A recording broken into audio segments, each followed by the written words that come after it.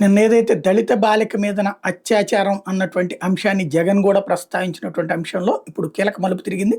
దళిత minor బాలికపై 6 నెలలుగా 14 మంది సామూహిక అత్యాచారానికి పాల్పడిన ఘటన రాష్ట్ర వ్యాప్తంగా కలకలం రేపింది. శ్రీశైలం జిల్లా రామగిరి మండలం పేరూరు పంచాయతీ పరిధిలోని 7 గుర్రాలపల్లిలో టీడీపీ కీచకులు సాగించిన ఈ దారుణ కాండం శుక్రవారం సాక్షి వెలుగులోకి తెచ్చింది.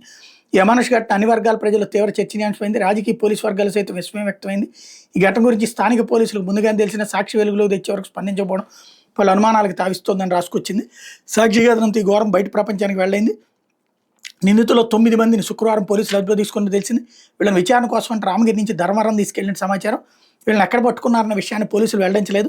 దాదాపుగా నిందితుల పేర్లను ఇప్పటికే బయటకు వచ్చిన ఎందుకు ముందుగానే అదుపులో తీసుకోలేకపోయారని అనుమానాలకు తావిస్తుంది.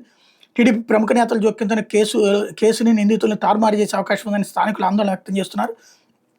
రాఫ్తాడ్ ఎమ్మెల్యే మాజీ మంత్రి పట్టాల సునీత అనుసరణలోనే నిందితులు దాక్కున్న సమాచారం. వీడియో వైరల్ చేస్తామని బెదిరించి మైనర్ బాలికపై 14 మంది టీడీపీ వర్గీయులు 6 నెలల పాటు అత్యాచారం సాగించారు. బాధిత బాలిక గర్భం దాల్చడంతో విషయం బయటకు బక్కింది. అయితే బాధితురాలు పోలీస్ స్టేషన్కి వెళ్లకుండా నిందితులు తీవ్రంగా బెదిరించారు. దీంతో గురువారం మధ్యాహ్నమే సదరు బాలిక తల్లితో కలిసి గ్రామం వదిలి వెళ్ళిపోయారు. వాళ్ళు ఒక టీడీపీ నేత ఇంట్లో ఉండగా పోలీసుల బాలికతో మాట్లాడిన సమాచారం. బాధిత బాలికను జిల్లా ఎస్పీ వి రత్న నేతృత్వం ధర్మవరం డీఎస్పీ కార్యాలయంలో శుక్రవారం విచారించినట్టు తెలిసింది.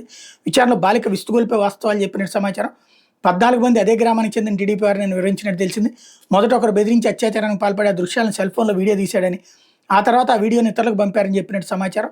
అనంతరం ఒకరి తర్వాత మరొకరు వీడియో పేరుతో బ్లాక్మెయిల్ చేస్తూ అమానుషానికి పాల్పడడానికి కన్నీటి పర్యంతం అయినట్టు తెలిసింది.